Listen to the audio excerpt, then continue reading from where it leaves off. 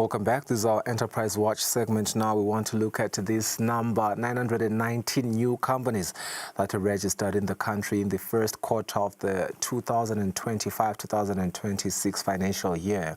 It's contained in the Ministry of Commerce, Industry and Trade's first quarter performance report, which was presented in Parliament last week. Now, among other key developments within the country's commercial landscape, it says that 54 companies were deregistered and over 7,200 trading licenses were issued, as well as 104 liquor licenses that were processed. Now, these are figures that speak to business growth as well as economic activity in the country. Hence, we are now joined by the Director of MSME in the Ministry of Commerce, who's going to shed light on what this means for the investment climate in the Kingdom of Eswatini. Ngosi, welcome to the program. Good afternoon. Good afternoon, Fiso. Thank you for joining us here. I understand you've been doing the runaround in the country, yes, preparing for the EAs. But yes, these numbers here, they caught our attention as the newsroom, and we want to understand what they mean, particularly just looking at this figure, 990 new companies in a single quarter. That is very impressive. Yes. What stands out to you about this figure in terms of, sectoral trends and our regional spread? Yeah, no, definitely these are very impressive figures. I will want to quote from the FinScope survey, which basically indicates that by 2023, businesses that are formally registered now in the country are 68,000. So as compared to 2017, which we had about 59,000. So it's not a significant increase, but definitely we see that there is a lot of entrepreneurship activity happening in the country. And we understand that a majority of those are in the retail business, because around 43% of that figure is basically the retail sector, which shows that most of them, yes, are coming through. Obviously, you did indicate that some of them are being deregistered. So basically, it shows that in some instances, there are business failures that happen along the way. And we will get to, the deregistration of some of these businesses, but another number that is quite impressive is the 7,200 trading licenses, as well as the 104 liquor licenses. It's another impressive volume. I mean, you've highlighted that, looking at the previous figure that we were just talking to, that increase is marginal, so to speak. What does this tell us, these new figures, about the appetite for formalizing business, especially among MSMEs? Yeah, really, this is impressive because we see more and more businesses formalizing due to financial support. Their formalization is linked to the programs that we do as a ministry to ensure that there is access to finance. So part of the eligibility for this support will be registration. So that is why you see more businesses now are coming through and being registered and now using formal banking systems. This perspective I want to understand, because we are seeing this momentum for Eswatini's broader investment climate. And how is the ministry tracking and responding to these challenges?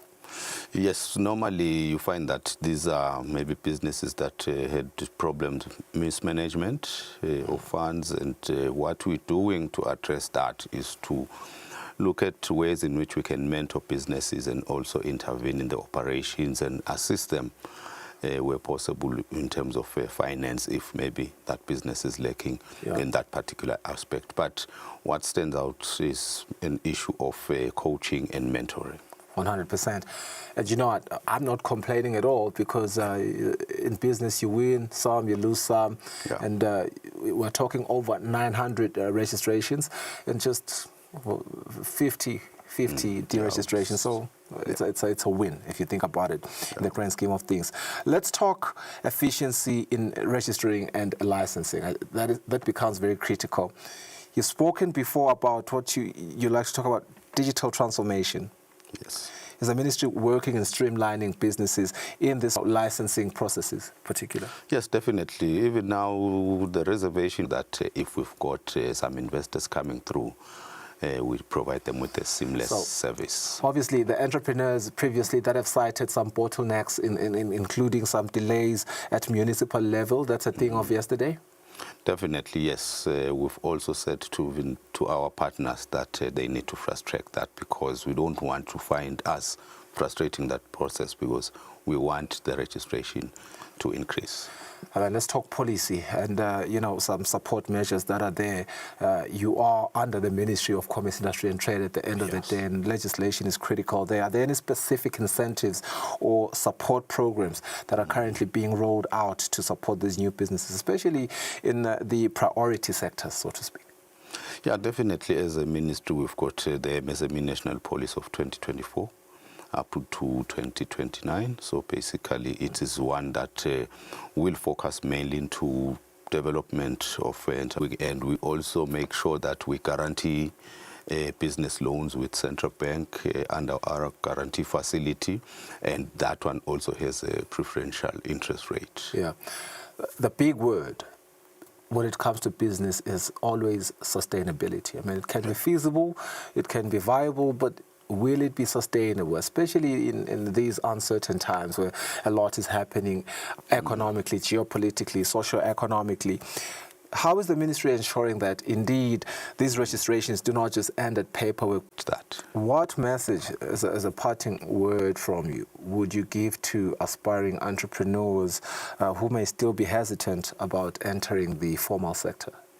I can always say to them they should start. We are there to support them, because if they fear, they won't start. Yeah. So if they start, and whatever challenges they're faced with, that is where we come in and we provide that assistance they so require. I know I said final, but I'm just realizing now you did mention that the sector that seems to be seeing the most appetite is the retail sector. Are there any areas that they may want to, leverage? Because, seeing the trends as you guys study and, you're food soldiers, what other sectors should they leverage besides just retail? It's agribusiness mainly in terms of value chains and value addition.